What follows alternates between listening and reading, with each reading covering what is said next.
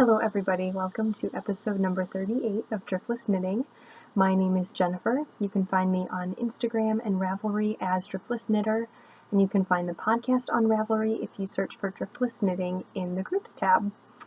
I'm hoping that I'm talking loud enough. This is my first time podcasting outside. As you can see, I have trees behind me. I am out in nature. Well, not really.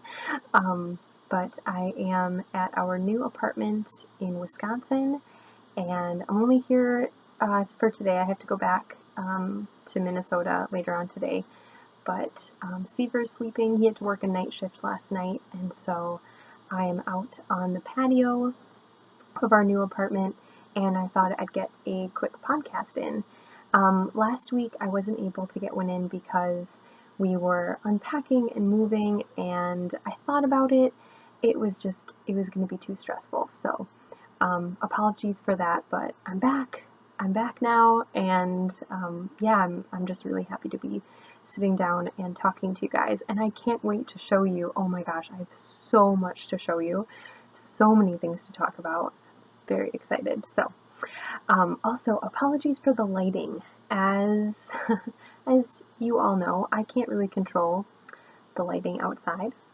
It's slightly overcast today, and yeah, there's a bit of light coming in behind me, so the top of my head might be a little glowy, but yeah, I'm just hoping that you can see everything clearly, and that, yeah, hopefully this is a pleasant experience for all of us. There has been a few people kind of coming and going as I've been sitting out here, so hopefully, I don't know, I just feel kind of self-conscious about recording outside, especially if someone like below me can hear me. I don't really know if that is the case. We are on the third floor, the top floor, so there are 2 more floors below me, and I'm not really sure what's going on down there, so I'll just try not to think about that and just try to act like it's like every other podcast I've done. So there might be some nature sound, of course. We live right by a bluff, a hill. So we have our building and then the parking lot, which is out here. And then right over there, past the parking lot, is a big bluff that goes up. And it's really fun because you can hear all sorts of birds and hawks and, things that you normally wouldn't hear in, a town or a city. So I really like having that right there. It makes it feel like we are way further out in the country than we are. Although our town, I keep thinking, we're closer to Madison than we actually are. It's a good 15-minute drive in, 20-minute drive into the city, and our town is right on the edge of farmland, like Madison is pretty much. Once you get outside of the city, you're back in farmland. You're back in a rural area. So yeah, so we are pretty rural out here, but it's nice. I like it. I'm actually growing to like it. Yeah, I've been, of course, sad and just going through all the emotions that you go through when you move and when you leave friends behind, but I'm of course going to try and stay in touch with everybody from Winona, and I'm already looking forward to the next time I'll be there, even though I'm still technically not moved officially, but yeah, I'm already planning on my visits, and I can't wait to keep on building friendships with people there, even though I won't be there full time. So but let's get into some knitting content. I'm very excited about everything. I have so much stuff spread out around me. It's kind of amazing. But I do think I want to start with my work in progress that I'm working on right now. I have another work in progress that is currently at the yarn shop, and it's a sample for them to keep there, and it's a pair of felted clogs. I'll show those the next time I podcast. I was kind of halfway through knitting like one part of it, and I just didn't want to carry it with me and pack it all up, and so I kind of left it there to work on it there, but I will show that to you on the next episode. But this is the project that I've been working on mainly this weekend, and this is in my Knit Gizmo project bag, and her yarn shop, her Etsy shop is called Knit Gizmo Makes, and this is a project bag that she made out of Harris tweed, and she gave that to me for Get Your Yarn Wishes Granted last December. So yeah, that came all the way from the UK, which is super cool. And it is the perfect size bag. I might end up outgrowing it, but for right now, it's perfect for this project. And this is a bunch of seed stitch. That's what that is. So I started on a baby blanket for my friend Amber. She was one of my college roommates all through college, and she got married last June, and they are expecting their first baby in November. So I have, of course, many plans of what I want to make for this little boy, but one of the things I definitely wanted, even though everyone seems to make blankets, a handmade blanket, I don't know, it's just kind of special, and I feel like even if you have 2 or 3, that's not really a bad thing. Plus, I just kind of like making them, so that was my excuse. But I decided I wanted to do a simple pattern. I'm just kind of making this up. It's a seed stitch double strand of worsted weight, and I'm using Rowan Pure Wool Worsted. This is the charcoal colorway. I don't know if you can, yeah, the light's kind of bouncing off it a bit. It's got this beautiful heather look to it, and I decided I wanted to do kind of an ombre style blanket. Hear me out here. Okay, so the colors for their nursery are gray and yellow, and that seems to be super popular lately, like gray with a color with it. I think people just like that neutral with a, that pop. So they're doing gray and yellow, and I thought if I started out with the charcoal color, 2 strands, then I would move into 1 strand of charcoal and 1 strand of this one, which is Moonstone, and this is more of just a much lighter gray. Again, Rowan Pure Wool Worsted. So I do 1 strand of charcoal, 1 strand of Moonstone, and then I would do 2 strands of Moonstone. Then I would move into the yellow color after this. So then I would do 1 strand of Moonstone, 1 strand of yellow, and then 2 strands of yellow at the end.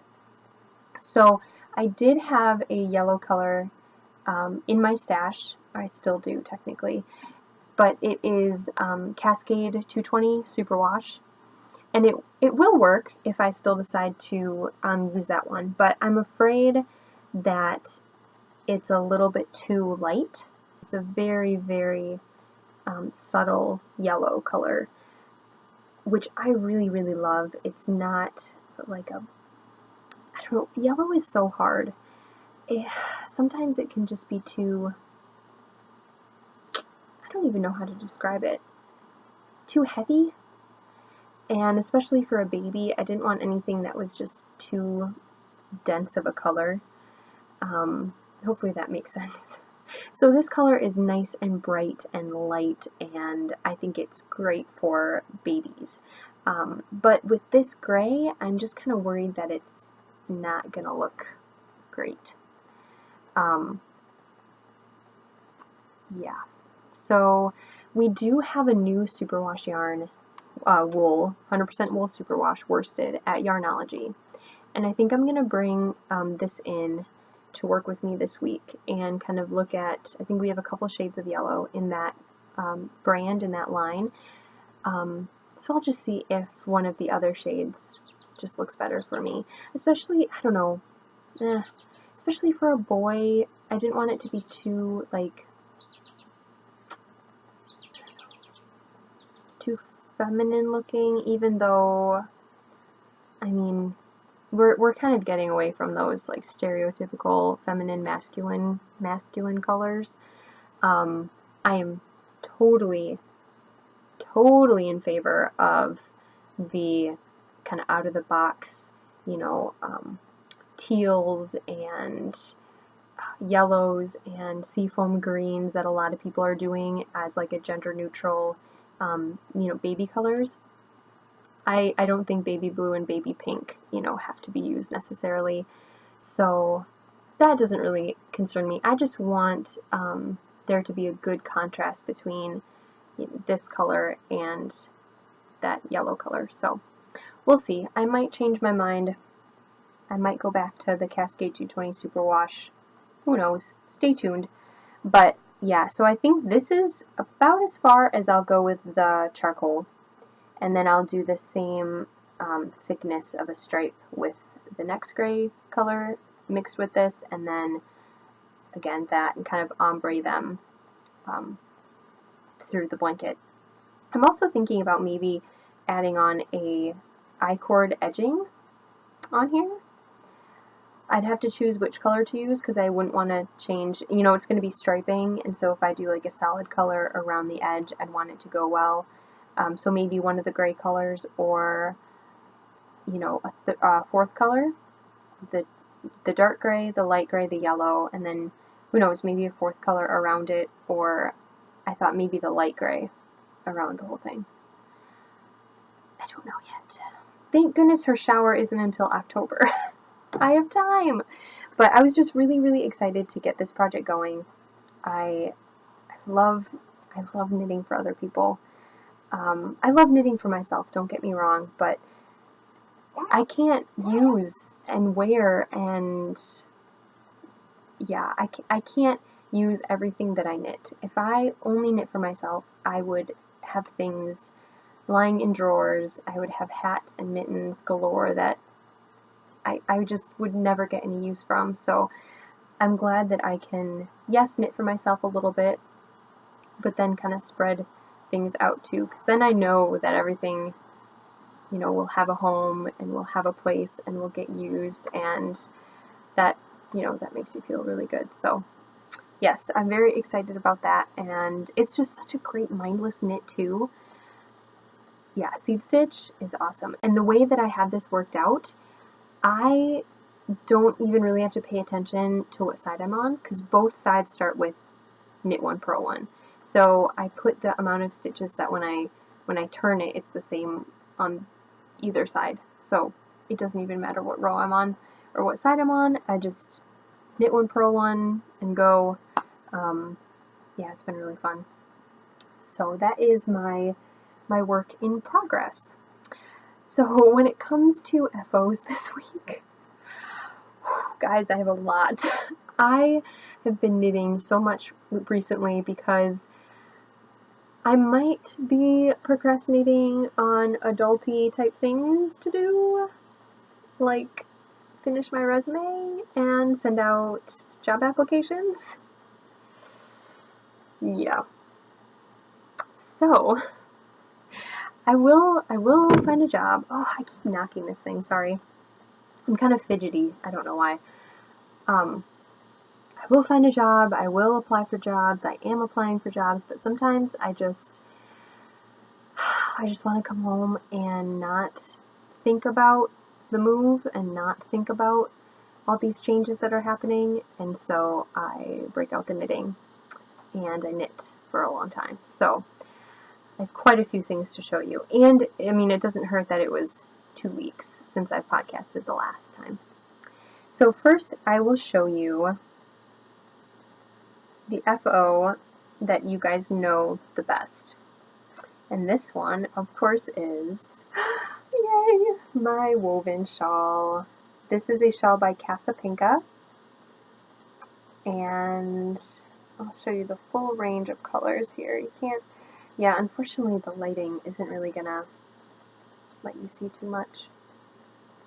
So this is a linen stitch shawl that starts down here at this corner, and it works its way up through here You're kind of increasing on one side, decreasing on the other.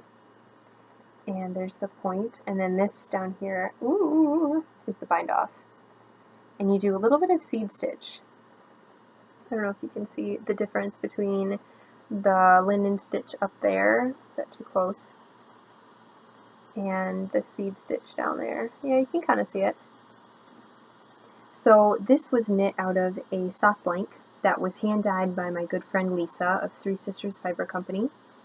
And I loved knitting with this. Loved it.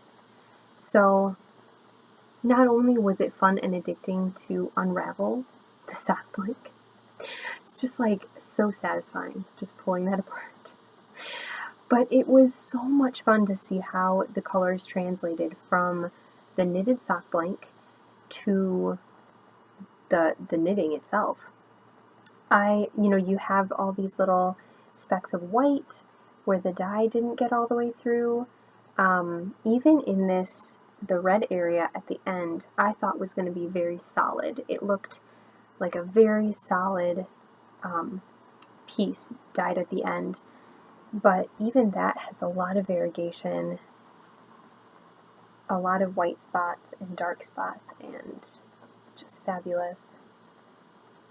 So yeah, it was a fun, quick, mindless knit. Linen stitch can be a little putzy because you're slipping and then knitting, but it wasn't too bad. Once you got into a rhythm, it wasn't terrible. So I really enjoyed that. I definitely think that I will be knitting another one. I do have some yarn that I think would be really, really great in a woven, or something very similar to it, like a textured stitch in this shape. I'm going to keep my eye out for some more shawls like this because I really, really enjoyed it. And I need more sock blanks. I'm so excited to knit with more sock blanks. Yes. So I know that like Tiffany of a Homespun House may have been, yeah, she was talking about maybe dyeing up some sock blanks, and there's a couple other hand dyers that have either showed them recently, like they've just been dabbling in dyeing sock blanks, or they're planning on it, so I cannot wait to get more. This is, yeah, totally, totally addicting. And this is for me, so I get to keep this one. And I put it on, let's see if I could do this gracefully. Oh yeah. With my t-shirt. There, that looks pretty good, doesn't it? I love it. Okay, maybe I'll just keep it on. It's not really chilly out, but it's definitely overcast and chillier than it has been recently. Okay, so my next finished object is in my little itty bitty sock bag. And this is from, what is her shop called? I have my other bag here from her. It has her tag on it. Oh yes, this is Paper or Threads. And I have a couple little notebooks that she has made and a couple bags. And she designs all of her fabric. She's a graphic designer. And I just love this bag. And it's perfect. It's a tiny bit small for a full ball of sock yarn, but what I'm using it for right now are these cutie little things. Look at those, oh my gosh. That one looks a little weird. I swear they're the same size. For some reason this one looks much bigger, but they're not. Okay, so these are little baby socks. That is knit from the Baby Sock pattern by Kate Atherley, and it's a free pattern on Ravelry. It's a wonderful pattern. They're knit from the top down with just your traditional heel flap and gusset. If you can see like my picked up stitches there, and yeah, the gusset there. Oh, that lighting is really bad, isn't it? So these are knit with some leftover sock yarn from a friend of mine, and this is one of the Arnett and Carlos design line sock yarns. So she just had a little bit left over and was just going to kind of, pitch it or put it in our stash cart that we have at the shop where people can just pick up free yarn. And I grabbed it. I actually knit a square in my cozy memory blanket with this yarn, but then I also decided it would be really cute for little baby socks. And these are also going to go to Amber, my friend Amber, when she has her little boy in November. Yay! And I previously showed you, like months ago, not really months, like maybe a month or two, I knit a pair of little blue ones out of a Regia sock yarn, and those are also going to go for her baby. Those are in the newborn size, which are teeny, and I mean, if he's a big kid, I don't think he will be, but if he's a big baby, then I don't know if they're even going to fit him when he's a newborn. So I made the next size up. These are the 6-month size, and they seem to be a really, really good size. You know, he can wear them for a couple of months. Oh gosh, I just can't get over how adorable they are. They're so cute. And then I do have plans to knit the next size up, which is, I think it's a 12-month size. I think it's 0, 6, 12. It goes, and I have some leftover, oh yeah, that's getting really, really, some leftover sock yarn. I think this is a Regia as well. Those of you who have watched the podcast before might recognize this as the yarn that I knit Seaver's socks out of. I knit those for him earlier in the year. I think I started them in February and finished in March maybe. And yeah, I knit the Weasley Homestead socks for him, so you can go back and look at that. I also have pictures of most of my projects up on my Ravelry page, so if you guys are curious about what patterns I'm using or want to see pictures of projects I've done in the past, you can just go on my Ravelry projects page and see pictures of those. So yes, so I want to make some more little boy socks out of this. I think this is just handsome. And you can't really see, but it has blue and gold and different shades of greenish blues in there. So yeah, so that's exciting. And I mean, one of these baby socks takes maybe 2 hours, so they're so quick, so satisfying. Yeah, they just fly. Really, honestly, they fly off the needle. So I'm having fun with those, and I can't wait to give Amber a little collection of baby socks for for her little guy.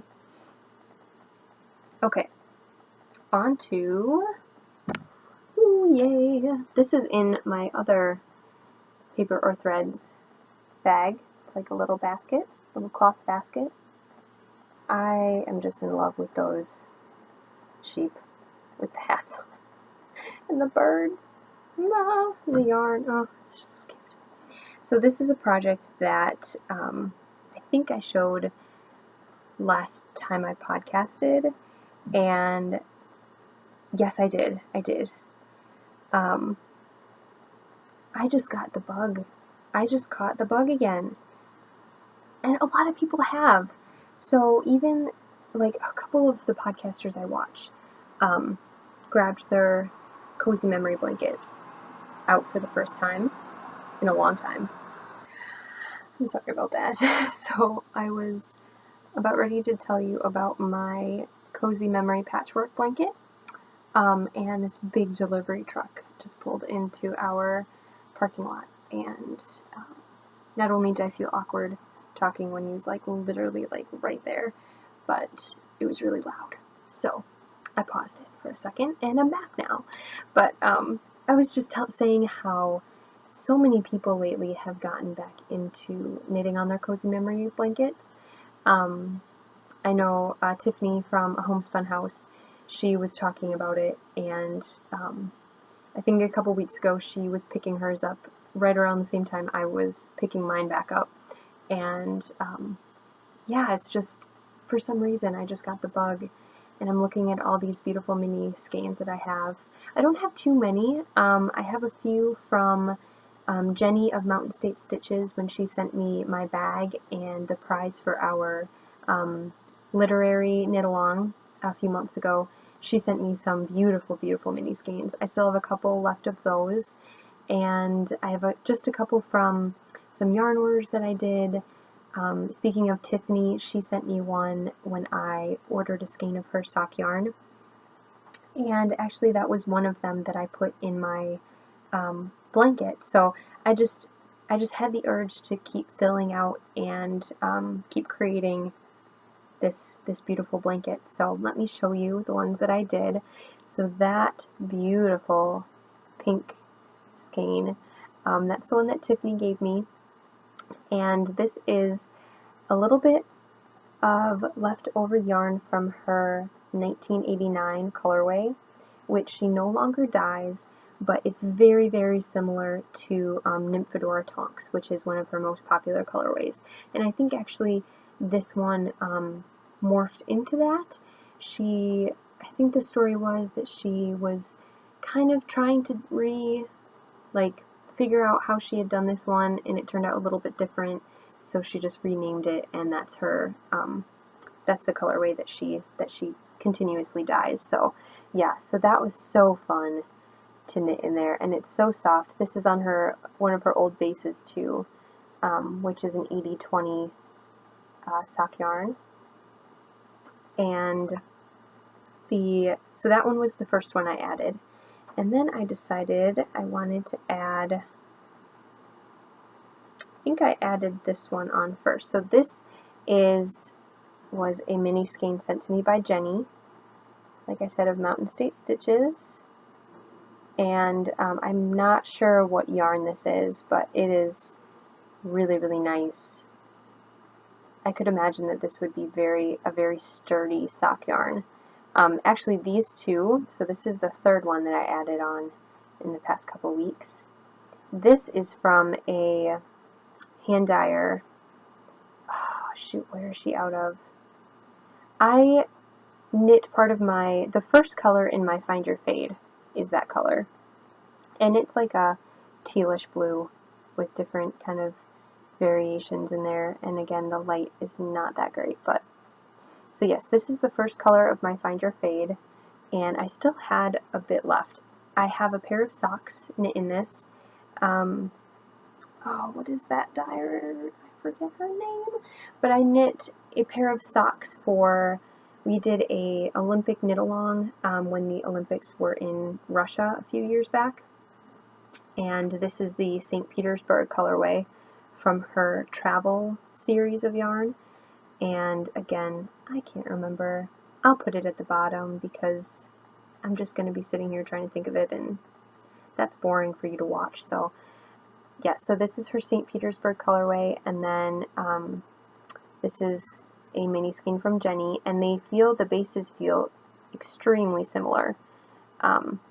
Obviously they're from two different dyers, but I would say that the content is about the same.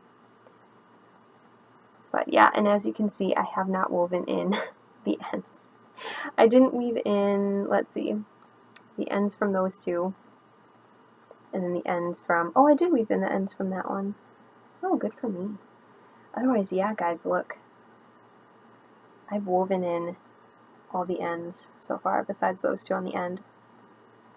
I think I should get, like, a prize, because I don't think many knitters do that. I think most knitters leave it till the end, and then they weave in their ends, but I try not to do that because it's very overwhelming and I don't know, it's distracting when you're knitting something and you just have all these pieces of yarn kind of dangling. I don't think it's very pretty, and I want my knitting to be, like, pretty, like, even though I know that this isn't going to be finished for years, maybe? No, I don't know. I don't know, it could be. I'm only doing like 2 squares every 2 weeks, so it could be years. I still want it to be pretty as I'm working with it, so I don't want all these ends to be, hanging off and flying around. But, sometimes I do have a couple that still need to be woven in. So yeah, I love this so much, and I'm so excited, and it's getting longer. Look how big it is now. So yeah, I have a couple ideas for the next two, I think, to go up here in this row. And then I'm kind of running out. Although I have to put in all the yarn that's going in my Find Your Fade. And I kind of want to do it like in order, like so this was the first color, and then off of here have like each like subsequent color coming from it that I'm going to put in my fade. So yeah, I can do that. But I'm excited that this is growing. Even though it's growing slowly, it's still growing, and it's really fun to knit. Oh, I love knitting on it. So yeah, yay! Okay, my very last finished object is kind of a special one, and I knit this, oh my gosh, so quickly. I had the idea for a hat that I could knit out of my hand-spun yarn, and I wanted something that was going to be textured but not too textured, that it would take away from either the texture would get lost because of the yarn, or the yarn would get lost in all the texture. So I wanted something that had a combination of, simple stitches that was really going to show off some of my hand spun. I chose a skein out of my hand spun yarn stash because I don't knit with my hand spun as often as I'd like to. This was kind of another way to get me thinking about my hand spun, what patterns, projects, and textures and stitches look good in hand spun, and just to kind of go through my yarn stash again when it comes to that type of yarn. So I chose this beautiful yarn. Let me get the rest of it.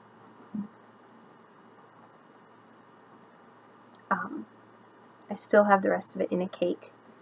And this is a beautiful hand-dyed South Down yarn that I got a couple years ago, and I spun up. It's a beautiful, I would say like a DK to a light worsted weight. And that's kind of the gauge that I wanted. Nothing too heavy, but not anything that you have to be a very, very precise knitter. It's a little hard to knit or to spin like fingering weight yarn. It's possible, and once you spin that thin, it's really hard to go back to like chunky or thick and thin. We always have that conversation with spinners. Once you get good enough to why do I keep saying knit? To spin the really thin stuff, you have a hard time letting your hands spin thick again because you want to get it as thin as possible. I wanted a gauge that beginning spinners or just kind of intermediate spinners could use, and yeah, I chose this, and I just love the colors in this. I wish I could remember who dyed this and where I got it from, but I can't. But I remember it being a joy to spin with, and it was a joy to knit with too once I finally got around to it. So this pattern I designed is called Off the Wheel, and this is what it looks like. Put it close up there. So this has kind of I think it's a really cool textured look to it, but it's not too busy. Obviously you can still see the changes of color and the stitches pop.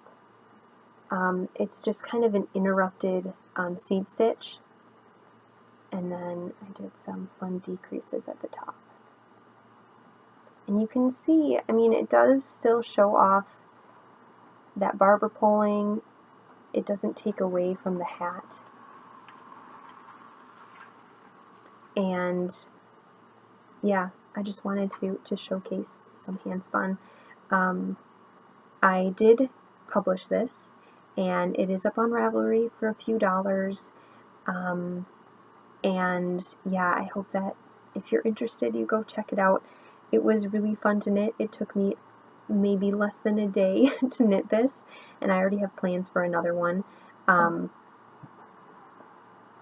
going to do more of oops, there goes my shawl. I'm going to do more of a commercial yarn Next time I decided to get this skein of Arroyo, Malabrigo Arroyo out of my stash. This is in the Reflecting Pool colorway. And I'm going to see what it looks like knit up in a tonal kind of manufactured yarn. And I'm thinking I want to put a fur pom-pom on this one. I want to make it a little slouchier. There is directions in the pattern that if you don't want a beanie style, how much more you should knit to make it slouchy. So I think I want to make a slouchy version with a fur pom-pom on top. And just so that you can see, okay, if you're not a spinner, if you don't have any hand-spun yarn, you can still knit this hat. It's still beautiful. Yeah, just grab a skein of DK, and it's going to take like a third of this skein, which is awesome. I'll have so much left over. So yeah, that's my newest hat pattern, and I love it. Oh my gosh. My friend Carolyn of the Chain 344 podcast, and also now of Unwound Yarn Shop, her and Kate have officially opened. I talked about that in the last episode, I believe, going and visiting them and a little bit of yarn that I bought there. And she messaged me that she really wanted to knit it and she couldn't wait for it to be published. So I sent her the pattern on Ravelry as just kind of a, friendly gesture. And the other day, and she already knit one. I think I sent it to her on Saturday, and she sent me a picture.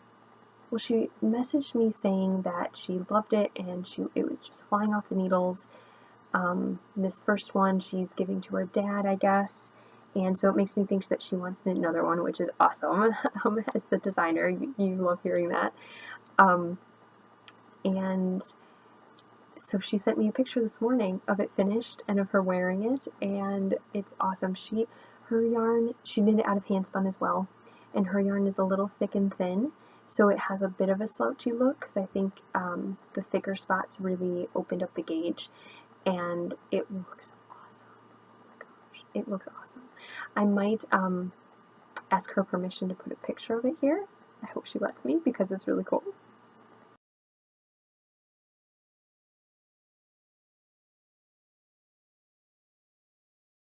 So yeah, I'm really excited that she likes it, and I hope that you guys go and check it out. If you do, please post on your Ravelry. I really want to see any of my designs. So I would love to see people, their finished products, because yeah, as a designer, it's really fun just to see, your take on it, the yarn that you're using, who you're knitting it for. I don't know, I love knowing all those things. And it's just so fun coming up with new patterns for people to knit. It's almost that same feeling you get when you're knitting something for someone else. You just hope that they get use out of it and that they love it and that they kind of spread it around. Yeah. So I look forward to seeing all of your projects. So go check Off the Wheel. Go check out Off the Wheel. Oh, don't you just love that blue in there? It's like my favorite color. So pretty. Alright guys, well that just about does it for me today. I don't have any yarn haul to show you. I haven't been yarn shopping. Trying to save my money, trying to be good. Also, yeah, I talked about this last time, but when you pack up your stash, you suddenly realize how much yarn you have, and yeah, I need to use some of that up first. I also just love the things in my stash, and I want to knit with them. So, thank you so much for watching. If you are a first-time viewer, thank you so much for checking out my podcast. I really hope that you liked it, and if you feel you'd like to, you can hit the subscribe button and give the video a big thumbs up. That goes for you returning viewers as well. If you could give the video a thumbs up, I would greatly appreciate it. And I'm just so happy that you all came to visit with me today and to talk about knitting. Thank you so much for the well wishes on the moving. The support has been awesome. You just make you make me feel so much better about leaving a place that I called home for so many years, and I'm excited now. All the good things people have said, and like I said, the well wishes, it just makes me excited for this next chapter of life. So thank you so much. Yes, I appreciate you all so much. Thanks for watching. I can't wait to talk with you again, and I hope you all have a fantastic week and a fantastic weekend. Do things that make your heart happy. Love each other. Hug your loved ones. Oh, goodness knows we need that right now. So, thank you so much. I love you all. Bye.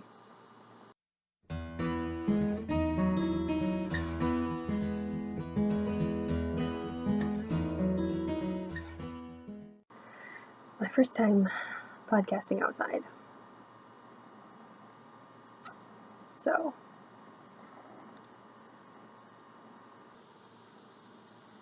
oh, there's people.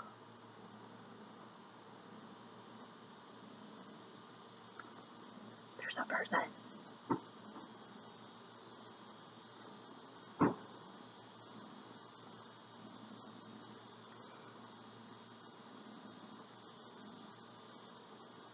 Go away, people. Go away. I have to podcast.